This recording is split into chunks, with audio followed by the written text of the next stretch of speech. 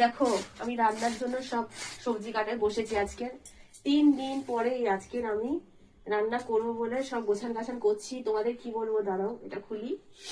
3 দিন পরে আমি রান্নায় বসছি। আমার তো অবস্থা খুবই খারাপ, তোমরা দেখতেই পাচ্ছ। এর বেশি ফ্রেশ হতে পারছিও না আমি, ভালো লাগছেও না, শরীরটা ভালো নেই বলে সাজতেও ইচ্ছা করে না। এই দেখো আমার বাঁধাকপি গুলো দেখেছো কেমন শুকিয়ে গেছে, শুকিয়ে গেছে কেমন হয়ে গেছে। একটা তো এই দেখো কেটে কেটে সব বাদ দিলাম। মানে সবজি 3 দিন মানে তোমরা তো বুঝতেই পারছো কতটা শুকনো হয়ে যেতে পারে। এই দেখো ঘেমে ঘেমে কি অবস্থা হয়ে গেছে।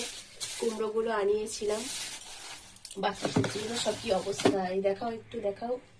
এই দেখো তোমরা পুরো চিপসে গেছে। হ্যাঁ তাই দেখছি তো। হ্যাঁ মানে ঘরে রান্না না করে করে সব সবজিগুলো পুরো শুকিয়ে গেছে না? হ্যাঁ শুকিয়ে গেছে। তারপর শশা টশা দেখো না, আমার মেয়ের জন্য জামরুল এনেছিলাম। দেখো জামরুল দেখো কেউ খেতে পারিনি, আমি দিইনি কাউকে, কেউ খাবে না আমাদের ঘরে এরকম। আমি কিছু না দিলে এরা কেউ কিছু খেতে চায় না। হ্যাঁ যে এটা কিন্তু দেখি, ঠিক একদম। যে একটু দেখি খুলে যে মা এনেছে বা ও বা একটু, না বাবা মেয়ে দুজনেই সমান, কেউ খুলে দেখবে না। দেখো এত খোলা জামরুলটা এইটুকুনি হয়ে গেছে শুকিয়ে। দেখতো কেমন লাগছে, ফেলে দিতে হবে। আর ভালো নেই, একটা দুটো হয়তো ভালো আছে, ভালো নেই, কেউ খাইনি। কামরাঙা দেখবে, কামরাঙা এনেছেন উনি শখ করে। এই দেখো বন্ধুরা তোমাদের খুলে দেখাচ্ছি, উনি এনেছেন। এই দেখো পচা গন্ধ ছেড়েছে কামরাঙা দিয়ে। ফেলে দাও ওটা। উনি কত দাম দিয়ে, 10 টাকা পিস, 10 টাকা পিস নিয়েছিল একটা, 10 টাকা পিস। খাবে খাবো বলে ঝাল এনেছিলাম, লঙ্কা তারপরে দিয়ে তোমার সব, শরীরটা খারাপ বলে আর খাওয়া সব হয়নি। ফালতু সব ফেলা যাচ্ছে ঘরে। মানে এত সবজি আনার পরেই আমি অসুস্থটা হয়েছি। এই দেখো বন্ধুরা এই শশা, এই শশাটা না পুরো খারাপ হয়ে গেছে বন্ধুরা, ধরতেও পারছি না, ল্যাল করছে। মানে এমন অবস্থা বন্ধুরা, সব ফেলা হচ্ছে এখন ঘরে। এই দেখো বন্ধুরা কি আছে, আমি ধরে পাতা সবকিছু নষ্ট হয়ে গেছে। তোমাদের কি বলবো, সব প্যাকেট করে রাখলে এমনি নষ্ট হয়, আর ওরা তো বাজার করে এনেছে যেদিন, সেদিন থেকেই আমার শরীরটা খারাপ। সেদিন থেকেই ঘরে কোনো রান্না বাড়ি করতে পারিনি। শশাটা তো ঠাকুরের জন্য আনা হয়েছিল, যতটা ব্যবহার হয়েছে হয়েছে। বাকি শশার এই চিমটে শশাটা আমি রেখে দিয়েছিলাম, আমার ঠাকুরের জন্য বটিটা ঠিক নেই বলে কাটতে অসুবিধা হচ্ছে বলে আমি রেখে দিয়েছিলাম। তাই শশাটা গেলে গেল, ঠিক আছে শশাটা।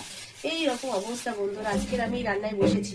আজকে রান্না করছি সব রকম সবজি, যেহেতু নষ্ট হয়ে গেছে না, তাই জন্য আমি সব রকম সবজি, বেগুন, এই যে বেগুন, হ্যাঁ সব রকম যা যা আছে। এত পোকা নিশ্চয় ভর্তি, তোমাদের দাদা কিনেছে তো, পোকা ভর্তি ভারী। এই সব রকম সবজিগুলো দিয়ে একটা চচ্চড়ি করবো। বাঁধাকপি গুলো কুচিয়েছি দেখো, বড় বড় করে ঝিরি ঝিরি করিনি, বড় বড় কুচিয়েছি। এগুলোকে সব বানাবো সবজি, মানে একটা একটা মাখা চচ্চড়ি করব। আর উপরে আমি সয়াবিন সিদ্ধ করছি, আর ভাত, মানে সয়াবিনের তরকারি করব আর ভাত করব। এছাড়া শরীর একদম চলছে না, কিছু করতে ভালোই লাগছে না।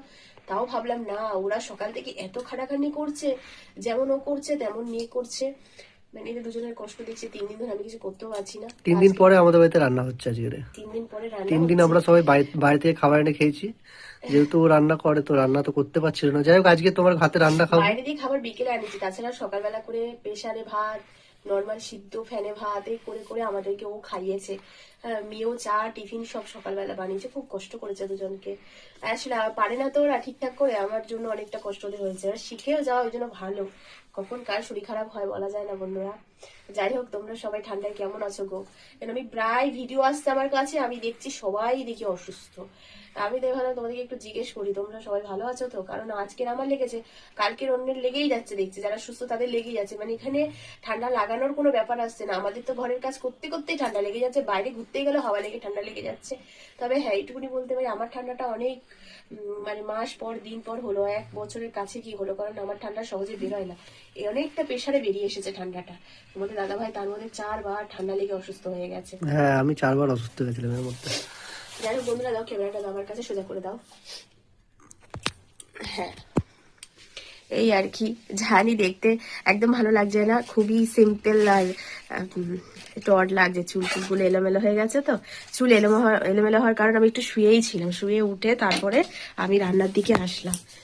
তোমাদেরকে এবার ভাত পড়ছে, আর সয়াবিনটা একটু, এই যে সয়াবিনটা সিদ্ধ করে রেখেছি, এগুলোকে ঢালবো ভালো করে। একটু গরম জল ফুটিয়ে সিদ্ধ করে নিয়েছি। ভাতটা হচ্ছে, ভাতটা হয়ে গেলেই নামিয়ে নেবো। এই হচ্ছে আমার আজকের রান্নার মেনু, তোমাদেরকে দেখিয়ে দিলাম। তো আজকের মতন এখানেই, টাটা বাই বাই। সব ভালো থেকো, সুস্থ থেকো, সাবধানে থেকো। আমার মতন জোরদার ঠান্ডা কেউ লাগিও না। সত্যি কথা বলবো, আমি বড় বেপরোয়া। কেন বলো তো? এই আজকে ঠান্ডা লেগেছে তো তবুও আমি জব্দ হইনি, কারণ আমি জব্দ হওয়ার মেয়ে নই। আমার আজকে ঠান্ডা লেগেছে, আমি জানি আমি কালকে উড়ে উড়ে বেড়াবো, কারণ ঠান্ডা শরীর খারাপ তো লাগবেই। তা বলে কি জীবনটা উপভোগ করবো না?